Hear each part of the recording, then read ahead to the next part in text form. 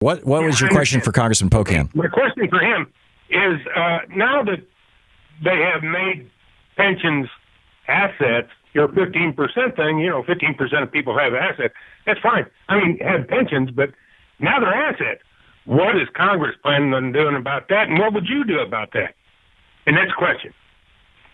Sure. Well, thanks, Don. I think if I could take it slightly broader, I'd appreciate.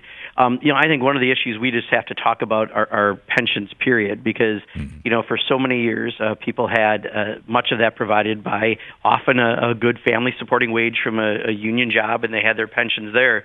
And with all the attacks on unions, we've lost that. And when we move to some of these 401ks and other plans, IRAs, et cetera, that are out there, we've kind of lost the connection to the pension that we had, and fewer people have really that really supportive pension that we need to, I think, have a new conversation about. And there are some proposals right now in Congress that I think are intriguing. One of them that I know Representative Joe Crowley from New York has, which is to actually, and I'm hoping I'm saying the right amount, but I think it's adding 50 cents an hour on what would be a pay raise to going specifically to putting money aside for additional savings for when someone retires. So we've got Social Security, but no one would argue that Social Security is really enough to sustain people. Right. But half the people in this country have Social Security and maybe their home. A third of the people just have Social Security when they get to retirement, and it's becoming to the point of a bit of a crisis that we have to make sure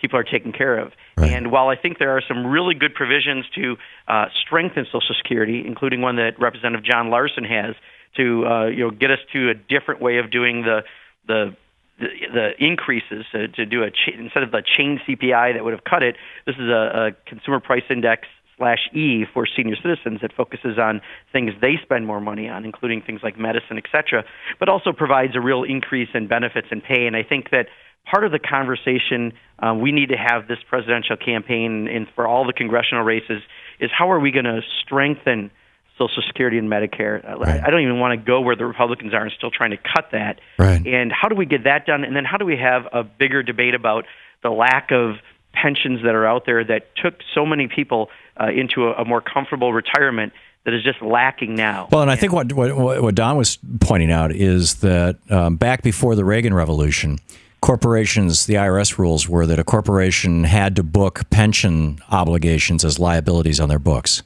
So if a corporation had $1 billion pension fund, that was actually $1 billion liability. That made that corporation worth $1 billion less if you were to just buy it and break it up because you'd have to pay off the pension fund. Mm-hmm. They changed the rules during the Reagan years and said that corporations can book pensions as assets rather than liabilities.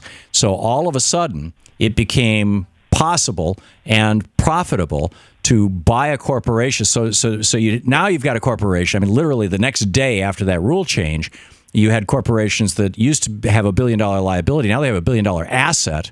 Their stock price is the same. You buy that company, you break it up, and you sell off the asset, the pension fund, and end up ultimately bankrupting the company. And that was Carl Icahn's business model with TWA and Eastern, and that's what happened to all these companies, and why all those pension holders got screwed, or at least that's my understanding of it. Your thoughts on that?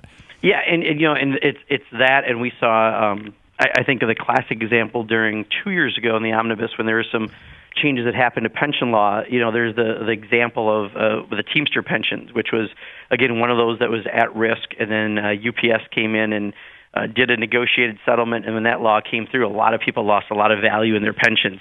Right. I just think that while that certainly is one component of what we can look at, I think we've got a much bigger problem on the horizon that with the lack of union jobs, the fact that unions have been in a bit of a decline because of a very serious attack by Republicans for political purposes going after them, and not having a real alternative for the mass, the masses really on this.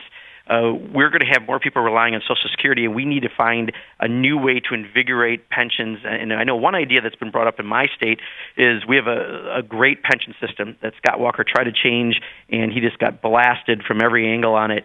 But why can't people maybe buy into some of our state pension systems.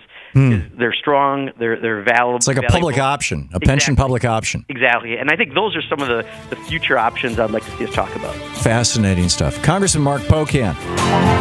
To watch more clips from our programs, hit the Watch More Videos button over here.